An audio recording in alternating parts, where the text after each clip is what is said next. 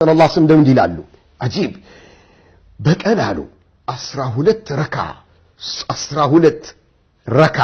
ሱና ሰላት የሰገደ ሰው አጂብ ምን ያመሰላችሁ يقول رسول الله صلى الله عليه وسلم من صلى في يوم وليلة 12 ركعة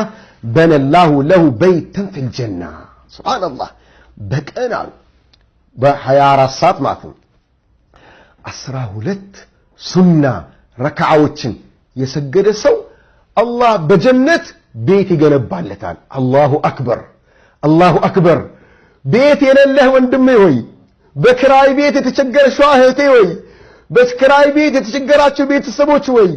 ቤት ትፈልጋላችሁ አው ነው የምትሉት አይደለም የጀነት ቤት አላህ ይስጠን በሉ ይው የጀነት ቤት ገንቡ ዱንያም ላይ አላህ ይስጣችሁ ከክራይ ቤት አላህ ያውጣችሁ ሰፋ ያለ ቤት ይስጣችሁ ግን እባካችሁ ጀነት ውስጥ ላለው ቤታችሁ ተጨነቁ የበለጠ ለጀነት ቤታችሁ እንዴት ይገኛል አሁን አንተ ዱንያ ላይ ለመገንባት የምትጨነቀው ቤት የጭቃ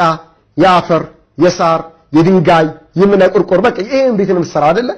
ጀነት ላይ የሚሰራልህ ቤት የወርቅ ቤት ነው ምስት ልታጌጥበት ወርቅ መግዣ ብር አታል ጀነት ላይ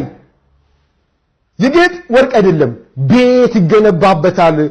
ቤት ሲባል ይሄ ጠባቡን ቤት እንዳታስብ እሺ ይሄ አንተው ያለበት ቪላ ቤት እንዳታስብ የጀነት ቤት ሲባል አሁን ያለበት ፎቅ ቤት በ1000 ካሬ ለምን አርፍም በ2000 ካሬ ለምን አርፍም ይፎቁ ትልቅነት ሰማይ ጥቅስን ይሄ እንዳታስብ እሺ በዚህ አይታስብም ጀነት ማላ አይኑ ረአት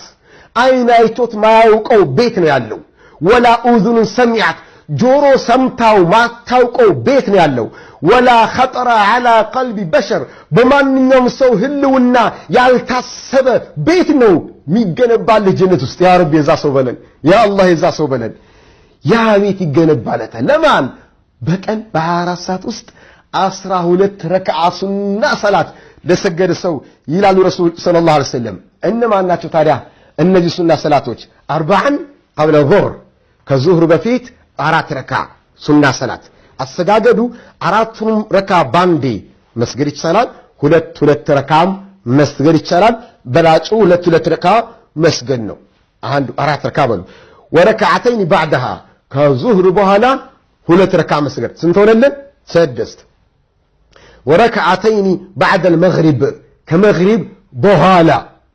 2 ረካ መስገድ ስንት ሆነልን 8 ወረካዓተይን بعد العشاء ከዒሻ በኋላ 2 ረካ ስንት ሆነልን 10 ወረካዓተይን قبل صلاه الغداء ከሱብሒ ሰላት በፊት 2 ረካ መስገድ ስንት ሆነልን 12